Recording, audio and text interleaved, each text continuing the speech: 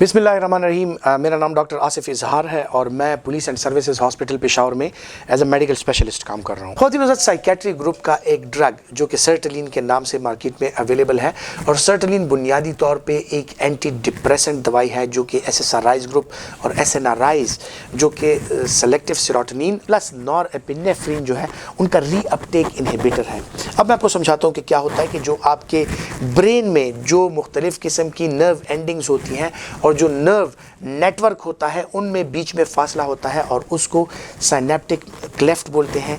Nerve endings बोलते हैं। और यहाँ पर मुख्तलिफ किस्म के जो केमिकल्स हैं जिनमें सेरोटोनिन, नॉरएपिनेफ्रिन, एपिनेफ्रिन और इसी तरह डोपामिन, ये सारी सिक्रीट होती हैं। अब साइकेट्री ग्रुप की जितनी दवाइयाँ हैं, चाहे उनमें एंटी साइकोटिक दवाइयाँ हों, चाहे उनमें एंटी एपिलेप्टिक यानी जो सीजर एक्टिविटी यानी झटके की बीमारियों को रोकने की दवाइयाँ हों, या उनमें एंटी डिप्रेसेंट्स हों, तो वो बेसिकली बेस करती हैं ये जो केमिकल्स होते हैं इनकी उतार और चढ़ाव पे वो डिपेंड करता है। अब जो एंटी डिप्रेसेंट होती हैं, जिस तरह के सर्टलिन का मैंने जिक्र किया, ये आपके जो क्लेफ्ट होता है, जो साइनेप्टिक मेम्ब्रेन होता है नर्व एंडिंग्स पे, उस पे जो नॉरएपिनेफ्रिन है और सेरोटोनिन है उसकी रीअपटेक को या उसके जज्ब करने की जो सलाहियत होती है उसको कम कर देता है, और आपके साइनेप्टिक मेम्ब्रेन में सेरोटोनिन और नॉरएपिनेफ्रिन की मिकदार बढ़ जाती है। उसकी वजह से जो है तो आप अलर्ट रहते हैं, आपका ब्रेन फ्रेश रहता है और आपके जो साइकोटिक सिम्टम्स हैं वो बेहतर हो जाते हैं, आपका जो डिप्रेशन है वो बेहतर हो जाता है, आपकी एक्टिविटी जो है वो बेहतर हो जाती है और आप में डिप्रेशन की अलामात जो हैं वो कम हो जाती हैं।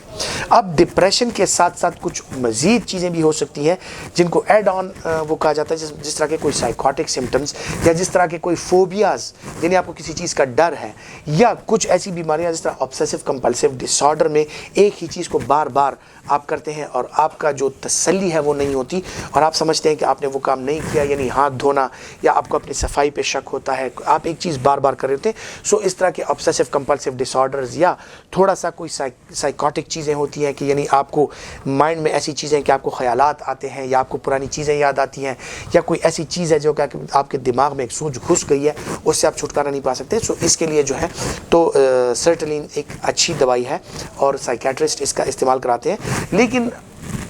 जब भी दवाई के बारे में मैं आपको अपडेट देता हूं, मैं एक चीज़ ज़रूर वाज़े करता हूं कि सेल्फ़ मेडिकेशन जो है उसका जो तरीका है वो बिल्कुल गलत है। यानी ये प्रिस्क्रिप्शन ड्रग्स हैं, आपका मेडिकल स्पेशलिस्ट यानी आपका साइकेट्रिस्ट जो है सिर्फ वही आपको तजवीज़ कर सकता है और वही बेहतर जानता है कि आपकी जो साइकोलॉजिकल और साइकेट्रिक इशूज़ हैं उनके लिए कौन सी दवाई आपके लिए वक्त की मुनासबत से, आपकी एज की मुनासबत से और आपकी बीमारी की मुनासबत से कौन सी दवाई अच्छी है। सो तजवीज़ करदा दवाई का ही इस्तेमाल करें, सेल्फ मेडिकेशन से परहेज़ करें। लेकिन अगर आपके साइकेट्रिस्ट या आपके डॉक्टर ने आपको ये दवाई तजवीज़ की हो तो इसके बारे में मैंने आपको मालूमात फराहम कर दी हैं, तो आपको अगर मालूम होगा कि इस दवाई के इफ़ेक्ट्स क्या हैं, इसके साइड इफ़ेक्ट्स क्या हैं, किस तरह से इसको इस्तेमाल किया जाए, तो आप यकीनन बेहतर तरीके से इसका इस्तेमाल कर सकेंगे।